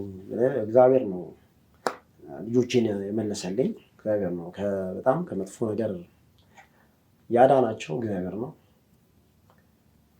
እኔ ላይ የደረሰውን ነገር ስለማቅ ልጁ ወዶም አይደለም ምናምን ብዬ የሆነ ብቻ እንድረዳ ያደረገኝ ነገር አለ። ያየሁትም ነገር አንዳንዴ ሰዎችን አይተህ የምትረዳው ነገር አለ። ከዛ በኋላ ግን በትክክል እኔ የደረስኩበት ነገር ሰውየው ጋርም ሲደወል እሱ ላይም እንደሰራ ነገር እሱ ላይም እንደተደረገበት ማለት ነው። እኔ እንደውም እስር ቤት ነው ይሄ ሰው ያለው። ወጥቶ እንኳን ጸበል የሚጠመቅበት አጋጣሚ አይኖርም። እና እንደው ያደረከውን ነገር ብታል እየፈራሁ ነኝ ያልኩት። ምክንያቱም እኔም በጣም በብዙ መንገድ ስለረዳኝ ሁሉንም መናገር በራሱ እኔ ትልቅ ነገር እኮ ነው አይደለ? ተጸጽቶ ነው አምኖ ነው። በእውነት ነው የምልህ። በጣም በቃ እኔ ጸጸቱን እኔ በቃ ሰው አሁን ሰው እንዲያስተምር ምናምን አይደለ? ከዚህ በኋላ ሰው ትዳር እንዲድን አንዳንድ ሰዎች የሆኑ ምልክቶችን ሲያይ ቤተሰቡን ሳይበትም ነገሮችን እንዲፈታ እንዲቀርፍ ነው። ለትምህርት ያህል ነው። እኔ ይህን ሁሉ ነገር እዚህ መጥቼ ከመናገሪ በፊት የሰጧት ጊዜ በጣም በቂ ነው፣ ከበቂም በላይ ነው። ተጸጽታ ይቅርታ አድርግልኝ እንደዚህ መስሎኝ አድርጌያለሁ ምናምን ብትል የእውነት ነው የምልህ። እንደው አብሮ መኖሩ ምናምን ባይኖር እንኳን ይቅርታ ምናምን ብያት ከልጆቻችንን በጋራ ብለን አሳድጉ ነበር። የሰውየውን ጉዳይ በተመለከተ ምን አለ የሰራው ሰውዬ? ውያ በጣም እኔን በደንብ ሲያቀኝ ሲያወራው ምናምን እኔ እንደውም በጣም ስሜት ሆኜ ነበር የመጀመሪያ ጊዜ ሳውራ የነበረውና በጣም በቃ አልጠበቀም እንደዚህ። እሷ እንደምትለው የሆነ አውሬ ነገር ነበር የጠበቀው። ከዛ በኋላ ደግሞ የእሷንም ባህሪ ምናምን በደንብ ሲረዳ ስልህ በስራ ያው ተገናኝተዋል ምናምን ከአንድም በጣም ብዙ ጊዜ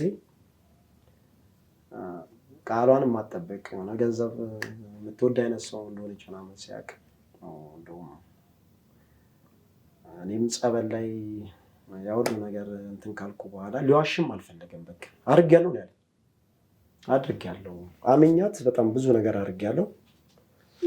እግዚአብሔር አንተን እንግዲህ አድነዋል፣ ሌሎችም ሰዎች ቢድኑ ደስ ይለኛል ያለ። ስለዚህ ለብዙ ሰው ሰርቷል ማለት ነው። እሱ በትክክል ሰውየውን ታዲያ ምንም ማድረግ አልቻለም። የታሰረውን ሰውዬ ያው ገንዘብ ይፈልጋል መሰለኝ ያው ይፈልጋል ያው አሁን ምልህ በጣም ከልቡ ከሆነ የተጸጸተው ገንዘቡም ቀርቶበት የሰው ህይወት መመለስ ይችል ነበር። እኔ መጫን አልፈለኩም፣ ምክንያቱም ለእኔ በጣም ብዙ ነገርም እንትን ስላለን እንደ ሰው ጉዳይ ደግሞ ያን ያላትች አለ። ልጁ ቢወጣ ብዙ ነገር ማድረግ ይችላል። ብዙ ነገር የነበረው ሰው ነው። በጣም ብዙ ንብረት የነበረው ሰው ነው። ብዙ ሀብት የነበረው ሰው ነው። ከስሯል። አሁን እሷ ጋር ነው ውክልና ወስዳ በጣም ብዙ ነገር እንትን ብላበታለች። ከባድ ላይ ነው ያለው በጣም። አዎ እና እሱ ቢያንስ እኔ እግዚአብሔር ረድቶኛል። እኔ የተወሰነ ጊዜ ተንከራተትኩ ምናምን ቢያንስ እሱ ግን ሙሉ ነገሩንም አጡ። እስር ቤት ነው። እስር ቤት ነው። ልጆቻችሁ ስንት ዓመት ናቸው? 8 11 ከምንም አሁን ጥቅምት ላይ 12 ይሞላል እና 4 ዓመት 2 መንታዎቹ ናቸው። መንታ አንደኛው ልጅ 12 ዓመት ይሆንች መንታ ነች ነው እንዴ? እና በዚህ አጋጣሚ የሚገርም ልጆቼ ተወልደው የሆነ ጊዜ እንደውም በቃ ጥላብኝ ሁሉ ሄዳ ነበረ እና ምናልባት እንደው ሰው መጀመሪያ እነዚህ ሁለቱ ደግሞ ልጆች ይፈጠሩ ብሎ ነው መሰለኝ እንጂ ፈጣሪ ያኔም ብዙ ማወቅ የነበረብኝ ነገር ነበረ። የግዴለሽም ስለሆንኩ ስለምወዳትም ሊሆን ይችላል እንጂ ሰው ሚስቱ የመጀመሪያ ልጅ ወልዳ ጥላበት ረጅም ሀገር 40 ሀገር ሄዳ ምናምን ቤት እንትን ብሎ ምናምን መኖሩ በራሱ ትንሽ ከባድ ዋጋ የምትሄድበት የሌላ ነው መሰለኝ ይመስላቸው። ያ ነገር እንትን ይልሃል። የእውነት ነው በለ በጣም ብዙ። አሁን አንተ ጤናህ እንዴት ነህ? እኔ እግዚአብሔር ይመስገን በጣም ደህና ነኝ። በቃ ሙሉ ለሙሉ አገገመ ነው የመጣው? አዎ ባትረሳው እግዚአብሔር ረድቶኝ በጣም አይ እንደዚህ አልነበርኩም። እግዚአብሔር ይመስገን እኔ በጣም ደህና ነኝ። አሁን ደህና ለመሆንም እንትን እያልኩ ነው። አባባሌ እንግዲህ አሁን ከነበርክበት አንጻር ስረዳ ሳይ በጣም ጥሩ ላይ ነህ፣ ተረጋግተህ ነው። ምናልባት የታሪኩ እንትን ምንም ማድረግ አትችልም። አንዳንዴ የባሰውን ነገር ታያለህ አይደለ? ምናልባት ደህና ማሉ ነው በህይወትም ማልኖረው ልጆቼ የሆነ ነገር ቢሆኑ የሁሉ ነገር ደግሞ ደርሶብህ እግዚአብሔር ቢያንስ በልጆቼ ክሶኛል። ትገናኛላችሁ? አላገኛቸውም። ያው ስልኩን ዘግታባቸዋለች። እንደፈለገች ነው ከኔ ጋር አንድ ሁለት ስትነጋገር ስልክ ትነጥቃቸዋለች፣ ትዘጋባቸዋለች። ጥሩም ነገር አታወራቸውም ምናምን። አይደውሉልህም? ውጭም ወጥተው አይወጡም። ትምህርት ቤት ምናምን በቃ ስልክ ይዘው አይወጡም።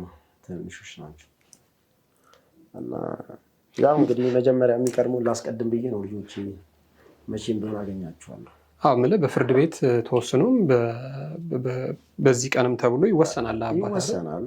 እስኪ እንግዲህ መሄድ እስካለብን እንሄዳለን። አሁን በገንዘብ በጣም ብዙ አንዳንድ ከህግ ውጭ የሚሰሩ ሰዎች አብረዋት አሉ። ህጋዊ መስለው ወይ ህግ ቤት ውስጥ ቁጭ ብለው በጣም ብዙ ህገ ወጥ ነገር ላይ የሚሳተፉ ሰዎች አሉ። ገንዘብ በምናምንና ያው ከነሱ ጋርም እንግዲህ በጣም ብዙ ነገር ውስጥ እንትን ትላለህ። ግብ እየገባህ ነው። ትገባለህ። ምንም አማራጭ የለም። መሄድ እስካለብን ድረስ እንሄዳለን እንጂ ሀብት ንብረታችሁን በተመለከተ ገና እሱ አሁን ላይ ያው መሬት አስተዳደር የምትሰራው ስለ እንትኗን ተጠቅማ የተሰራበትን መስሪያ ቤት በጣም ብዙ ነገሮች አበላሽታለች። ዞሮ ዞሮ የትም አይሄድም። እንግዲህ ከእግዚአብሔር ጋር እንሞክራለን። መቼም ፈጣሪ ሕይወት ሰጥቶኝ ንብረት ያሳጣኛል ብዬም አልጠበቅም። አይ ከንብረትም በላይ ሕይወትን በጣም ጤናህን እሱ ሁለተኛ ነገር ነው። እኔ በጣም ብዙ ነገር ትቼ ምናምን እንደውም መጨረሻ ላይ ሁሉንም ነገር ትቼ ሰላሜን ነበር የፈለግኩት ልጆቼን ማሳደግ ምናምን። ግን ያንንም ያው ሁሉም ነገር በእሷ ነው ይመስላት። ያንተ ሰላምም መኖርም አለመኖርም እሷ እጅ ላይ ያለ ነው ይመስላል። እንግዲህ እግዚአብሔር ከሁሉ ነገር በላይ ነው። ይሄ የምትለው ባዕድ አምልኮ በለው ምናምን ብለው ጊዜ ጠብቆ ያስከፍላል። በጣም ስልጣን በለው መከታ በለው ዘመድ አዝማድ በለው ሁሉም ጊዜ ነው። በታሪካችን ያየነው ነው። ሰው ይመጣል ይሄዳል አይደለ? ሁሉ ሰው ነው። የምታሳዝነኝ እውነቴን ነው የምልህ። እኔ አሁን ከምንም በላይ እኚህ ቄሱ ያሉበት አካባቢ ሰዎች በእውነት ነው የምልህ። ምናልባት አንተም ትዳርም ቤተሰብም ሊኖር ይችላል። እኔ አይቼዋለሁ። ልጆች ምንም ነገር ቢበሉም ቢጠጡም ምንም ነገር ቢኖር ቤት ውስጥ ቤተሰብ ከሌለ ግን በጣም ከባድ ነው። ሁሉም ነገራቸው ላይ የሆነ ሳይድ ኢፌክት ይኖራል። እኔ ሌላ ትዳር እንዲጎዳም ስለማልፈልግ ነው። አሁን ቄሱ ስላረጉት ነገር እኔ ቄስም አላቸውም በነገራችን ላይ እኔ ሃይማኖት እንደ አንድ ኦርቶዶክስ እኚህ ሰውዬ እንደው ሃይማኖቴን እንኳን ይወክላሉ ምናምን ብዬ የማስባቸውን ሰው አይደሉም። እንደ ቤተክርስቲያን አካባቢ እንደው አይደርሱ ራሱ በእውነት ነው የምልህ ከሚሰሩት ስራ አንጻር ምንድን ነው ያደረጉት? እንደው ፓርቲኩላርሊ ከዛ በኋላ ምንድን ነው ያደረጉት? እንደው በደንብ ከዛ በኋላ የሚገርም አሁን ከዚህ ልጅ ጋር ራሱ ሲኖር ይሄ ልጅ ራሱ አብሮ ቤት ውስጥ እያለ ከእሷ ጋር እያሉ እኚህ ቄስ ሄዱ ነበር። የእናንተ ጉዳይ ገና ሳያልቅ በቃ እሷ እኮ አግብታለች። ቤት ውስጥ ሰው ይኖር ነበር። በቃ ትዳር ነው እኮ ይሄዳሉ፣ ይባርካሉ፣ ይቀድሳሉ ምናምን እንደውም እየመጡ የሆነ የሚቀባባን ነገር አለ ምናምን አለኝ። ክርስቶስን ነው ማለት እንደው ልጁ መናገር ቢችል በጣም ብዙ ነገር ይናገር ነበረ። እኔ ነግሬያለሁ። ያሳልፍኩት ነገር ስላለ ነው ልጁን የተረዳሁት። ይህ ልጅ የሆነ ነገር ሆኗል። ምን አለኝ መሰለህ ልጁ እንደውም ትዳር ነበረው። ትዳር ስለ ጓደኛ ነበረችው ፍቅረኛ ምናምን። በጓደኛው ብዙ ነገር ነበረ። ንብረት አለው በቃ መሪ ላይ ነው የሚሰራው። እና ጓደኛው ላይ የነበረውን ንብረት መኪና በስሟ ነበር በጓደኛው መሬት ምናምን ጠርቶ ምናምን በቃ አይንሽን እንዳላይ አይንሽን ላፈር ምናምን ያልኳት አለ። ምን እንደሆንኩ አላውቅም አለ። በስሟ የነበረውን ንብረት እንዳለ አዘዋውሮ በዚችኛዋ በእኔ በባለቤቴ ማለት ነው አደረገ። በቃ ልጅቷ እያለቀሰች አንዳንዴ ምንም ነገር ሳታደርግ የሁሉ ነገር ሲደርስብህ ምናምን ግራ ነው የሚገባ ነው። ልጁም እንደዚህ የሚያደርግ አንድ ጤነኛ ሰው እንደዚህ ያደርጋል ብዬም አላስብም። ስለዚህ ብቻውን ወዶ አይደለም ነው የሆነ ነገር ተደርጎበት ነው። በትክክል እና በጣም ከባድ ነው። የሚገርም ነው። ትልቁ ቁም ነገር እኔ እንደ ወንድም ትልቁ ቁም ነገር በህይወት መትረፍህ አይደለ? በህይወት መትረፍህ እውነትና ንጋት እያደር ይጠራል። ስልጣን በለው ምናምን በለው ከፈጣሪም በታች ነው። ከፈጣሪ በታች ደግሞ ህግ አለ። ትክክለኛ ደግሞ ለህግና ለፍትህ ደግሞ የሚቆሙ ሰዎች አብጠርጥረው ሲያውቁት ደግሞ መሬት አስተዳደር በለው ከንቲባ ጽህፈት ቤት በለው ፕራይም ሚኒስትር ጽህፈት ቤት በለው የትም የሚሰራ ሰው አያመልጥም። ግን የጊዜ ጉዳይ ነው። ጀግናው ጊዜ ነው። እውነት ነው እንዳልከው ግን ምናልባት ልብ ሰጥቷት በመሄድ በመመላለስ መካከል እድሜ ሲገፋ ሰው ሽንቱም ሲቀዘቅዝ ልብ ተሰብሮ ይህን ሁሉ በድያለሁ አምላኬንም አስቀይሜዋለሁ ደግሞ የሚል ደግሞ ልብም እንዲሰጣት ያርጋት ቢሆን ደስ ይለኝ ነበር። ለዛ ነው 2 ዓመት ከምናምን በቂ ነው። ሰው እኮ በአንድ ቀን ይጸጸታል። የሆነ ነገር አድርገህ ባለቤትን ያልሆነ እንኳን ነገር አድርጋት እኔ ብዙ ነገር እንኳን አድርጋኝ እኔ አንድ በሰነዘርኩባት ራሱ በጣም ይሰማሃል አይደለም ሰዎች እንደዚያ። እኔ ደግሞ እንደው ምናልባት እሷን እንደው እንዳሰበችው ሁሉም ነገር ተሳክቶላት በሞት ቆይ ምን በእውነት ምን አይነት ሰው ነበረ የምትሆነው? እውነት ሰው ሆነ በዚህ ልክ በጣም ከባድ ነው ሰው ላይ መጨከን። እውነቴን ነው ማለት ሰው አንድ ቀን አብሮ መብላት መጠጣት ራሱ ትልቅ ዋጋ አለው አይደለም? አብረህ አድገህ ተጋብተህ ብዙ ነገር አሳልፈህ ልጆች ወልደህ መለየት እንኳን ብትፈልግ የማያለያዩ የሁለታችንም ደም ያለባቸው ልጆች አሉና ጠላቶቿን ነው የምታሳድገው። እውነቴን ነው የምልህ እያዩ ያድጉት በጣም ብዙ ነገር ስላለ ማለት ነው። በዚህ ልክ እንደዚህ መሆኗ እኔ ይገርመኛል። አንዳንዴ ያላምንም በእውነት እኔ ወንድሜ እንደውም የኔ ታናሽ አለ እንደዚህ አንዳንዴ ቁጭ ብለን ምናምን ያው ስለሚያውቅ በፊት የነበረውን ነገር እኔ እኮ አንዳንዴ አላምንም ሐዋነች እንደዚህ ያደረገችው ምናምን ይለኛል ይላል። እኔ ንስሐ አባት እንደዚህ ቁጭ ብሎ አሁን ንስሐ አባት አለ ሌላ ትልልቅ አባቶች እሷ ቤተሰቦች ምናምን ቁጭ ብለው እንደው መስማት ብትችልና ብናወራ ምንድን ነው ምክንያት ትላለች። እኔ እንደዚህ የተደባበቀ ነገር የለኝም። ሁሉንም ነገሬን ነው የምታውቀው። እውነት አካውንቴ ላይ ያለው ነገር እኔ እንደውም አንዳንዴ ገንዘብ ከእሷ ነው የምቀበለው። ሰጥቼ ሁሉ ከእሷ ነው የምቀበለው። በባህሪ በገንዘብ የገንዘብ ስለማጠፋ ሁሉንም ነገር እንድታደርግ የምፈልገው እሷ ነው። እሷ ጎበዝ ስለሆነች እና እኔ በጣም ይገርመኛል አሁን ድረስ በጣም ብቻ ትኑር ምልህ ትኑርና በመኖር ውስጥ ነው ትኑርና ከሁለት አንዱ ነው። ወይ በመጸጸት ወደ ልቧ ስትመለስ ከአምላኳ ትታረቃለች። አድርዋይስ ደግሞ የዘራችውን አጭዳ ህግም ይዞ የህግም ጉዳዮች አሉት። አሁን አንተ ዝም ብለህ ስትነግረኝ ብዙ የህግ ጉዳዮች አሉት። ሰራተኛችሁ ግን ምንድን ነበር ሆና የሞተችው? ምንም አላውቅም። የእውነት ነው የምልህ ይህንን ነገር የሚያውቀው ከፈጣሪ ውጭ እሷ በደንብ ማለት ነው። ምንም አልሆነችም። በጣም ጤነኛ ነው። በጣም ጤነኛ ነው። አንተ ከቤት ስትመጣ ሞተች ተባልክ ወይስ ድንገት ቤት ውስጥ ሞት? አላውቅም። ብቻ እኔ አሁን ምንም መፍረድም አልፈልግም። እውነቴን ነው የምልህ። አሁን ማንንም አላምንም እሷንም ጨምሮ ማለት ነው። የኔ አባባል ሰራተኛዋ ለምሳሌ ሞተች የተባለች ቀን ወደ ስራ ወጣህ አንተ እኔ ያለውም እኮ ያልነበርክ ጊዜ ነው እንዴ?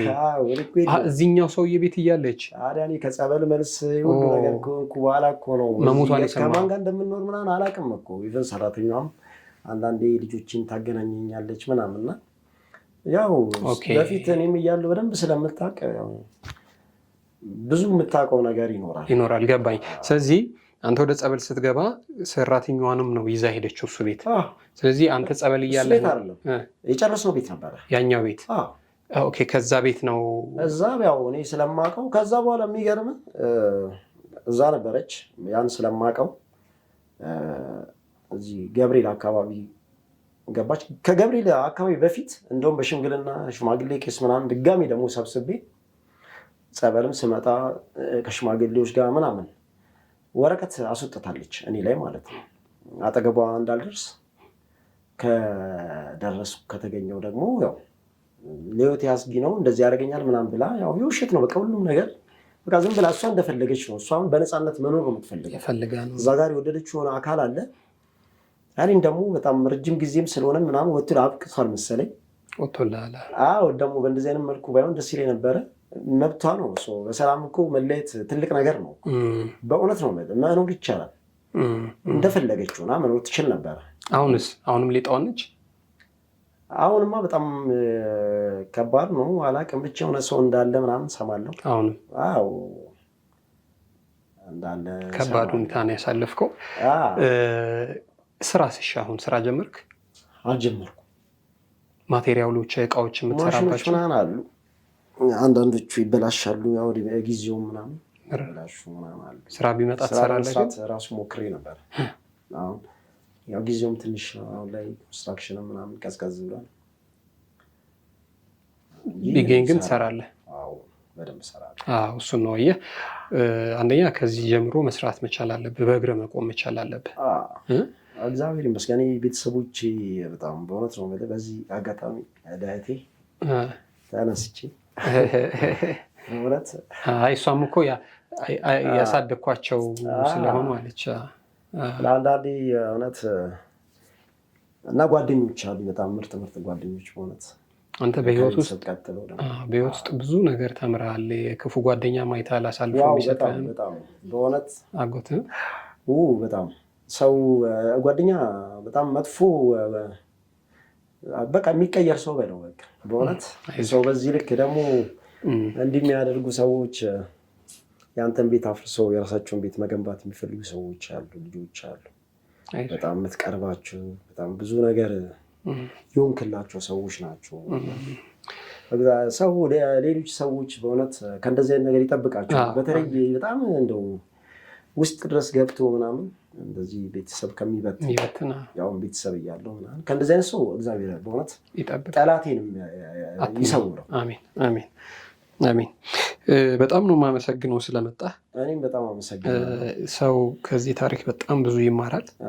አሁንም ነግረህ ግን እንደ ወንድም በመተንፈስህ ቆመህ ገብተዋል። ሌላው ጊዜ ጀግና ነው፣ ጊዜ የሚፈታው ጉዳይ ይሆናል። ብቻ ዝም ብለህ አንጋጥ፣ ፍርዱን የሚያይ በጊዜው ይመልሳል እሱ። ፍርድ ከሰው ኤክስፔክት አታድርግ። ከሰጠ እንድኖርም ቢሆት አሁን ከደረሰ አሁን እዚህ ቦታ ላይ ቁጭ የሚያደርገኝ ፈጣሪ ነው። ፈጣሪ ነው።